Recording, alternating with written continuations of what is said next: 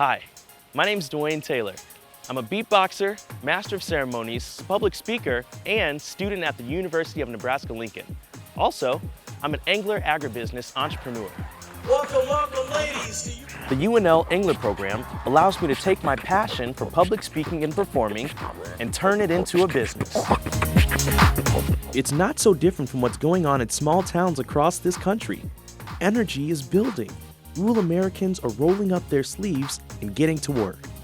Innovation, entrepreneurship, and a creative spirit drives their success. And hope inspires the vision.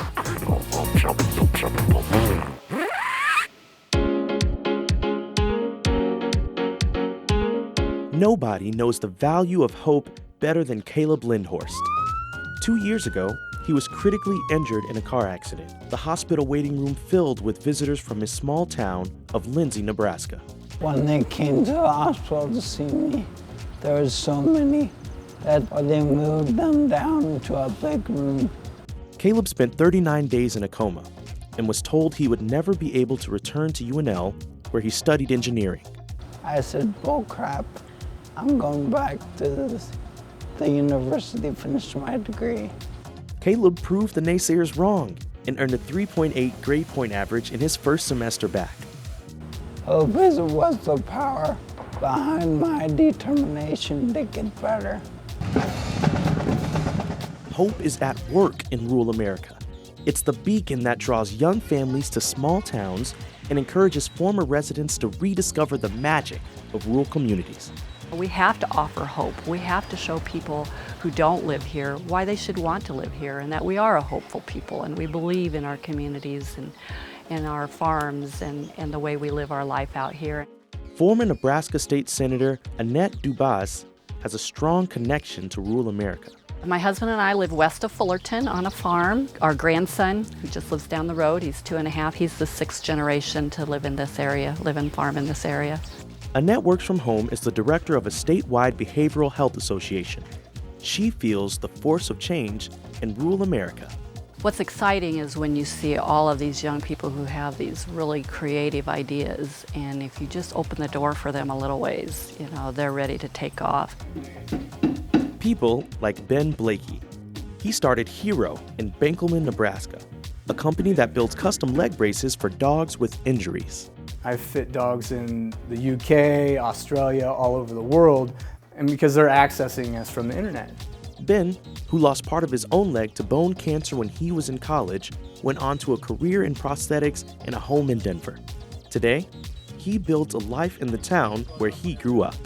Now I have children, and I have an entrepreneurial spirit, and I want my children to live a good life that I had.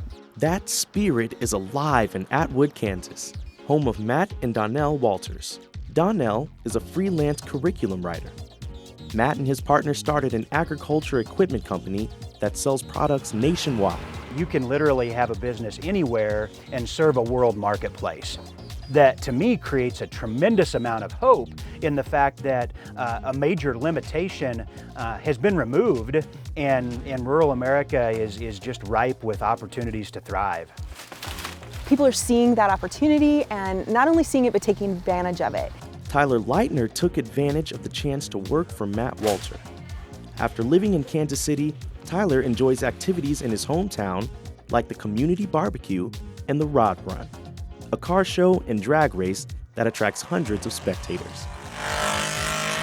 It seems like when we want to get something done and we set a goal and everybody comes together and gets it done.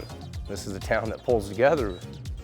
A booming town spirit is alive in Sidney, Nebraska, headquarters for the outdoor outfitter giant, Cabela's.